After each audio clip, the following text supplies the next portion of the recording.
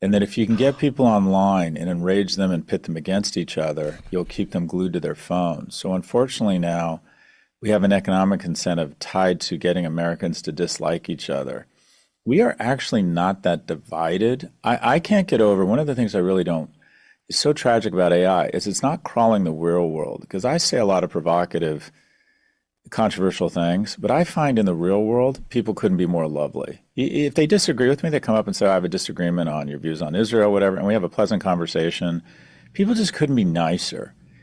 Online, it is just so fucking ugly. Yeah. And that's what AI is crawling. That's what AI is doing. And that's where these people, if you look at, for example, we were talking about pi, if you look at all the shooters, let's look at Charlie Kirk's shooter.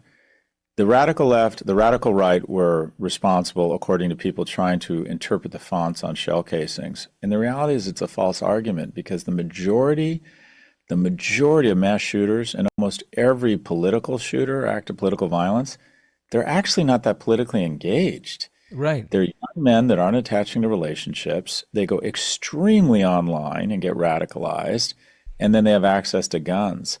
But the kid who shot Charlie Kirk, he hadn't even voted. It's just, so we have these hollow arguments without facing the real problem. 98.4% of mass shooters are men. Most of them are young men.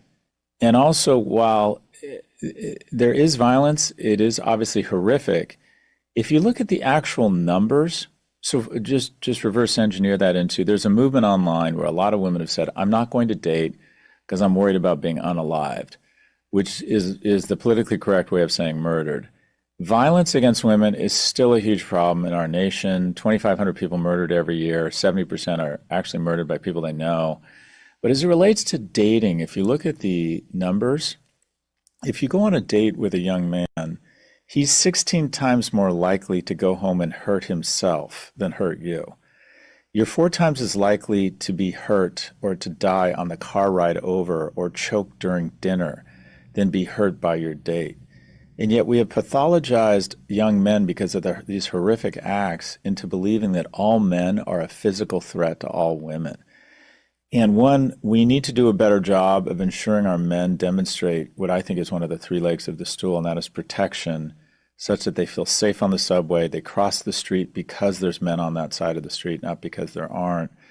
But there has been a certain demonization or I don't know, we pathologize young men. But this big tech is not helping because the algorithms have connected profit to dividing, polarizing, and sequestering us. For every minute they get you on your phone and away from your friends, your family, and experiences, they make tens of billions of dollars. And unfortunately, we don't have an electorate that has the skills or the inclination to go against these very deep-pocketed companies. There's more regulation in that mic you're speaking into than there is into big tech. So some of it is their fault, but you could argue, okay, they're doing their job. Their key component of capitalism is companies that are wildly competitive, will do anything to make money when Yeah. they pay taxes.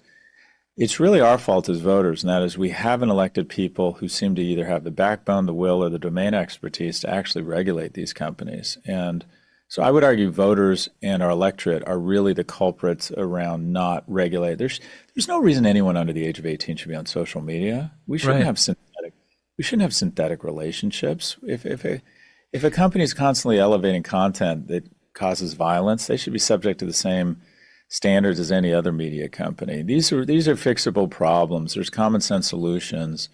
We just don't appear to have the electorate or the will to implement them.